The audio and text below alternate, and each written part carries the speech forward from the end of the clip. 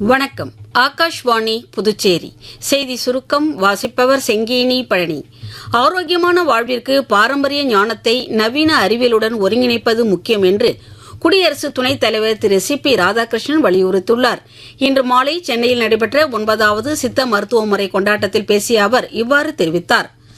பகவான் புத்தர் காட்டிய ஞானமும் பாதையும் முழு மனிதகுலத்திற்கும் சொந்தமானது என்றும் அவரது புனித நினைவு சின்னங்கள் வெறும் கலைப்பொருட்கள் மட்டுமல்ல, நாட்டின் போற்றப்படும் பாரம்பரியத்தின் ஒரு பகுதி என்றும் பிரதமர் திரு நரேந்திர மோடி கூறியுள்ளார்.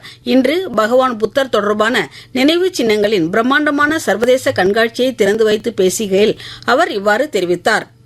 நாட்டின் முதல் வந்தே பாரத் படுக்கை வசதி கொண்ட ரயிலை அத்துறைக்கான மத்திய அமைச்சர் திரு அஸ்வினி வைஷ்ணவ் ஆய்வு செய்தார். இந்த ரயில் இரவு நேரம் மற்றும் நீண்ட தூர பயணங்களுக்காக வடிவமைக்கப்பட்டுள்ளது என்று கூறிய அவர், வேகமான பயணம், சிறந்த வசதி மற்றும் நவீன பாதுகாப்பு அமைப்புகளை உறுதி செய்வதாகவும் கூறினார்.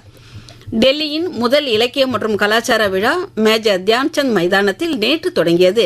டெல்லி அரசின் கலை மற்றும் கலாச்சார துறையுடன் சுருச்சி பிரகாஷன் புத்தக வெளியீட்டாளர்கள் இணைந்து நாளை வரை நடத்தும் இந்த 3 நாள் விழாவினை ஏராளமான பார்வையாளர்கள் கண்டுகளித்து வருகின்றனர். திருவையாற்றில் சத்குரு ஸ்ரீ தியாகராஜ சுவாமிகளின் 179வது ஆராதனை விழா இன்று தொடங்கியது.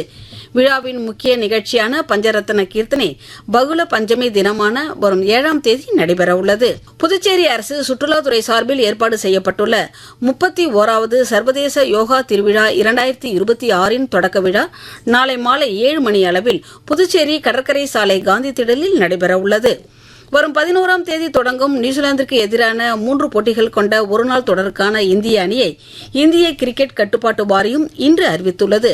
சுப்மன் கில் கேப்டனாகவும் ஸ்ரேயாஸ் ஐயர் துணை கேப்டனாகவும் நியமிக்கப்பட்டுள்ளனர்.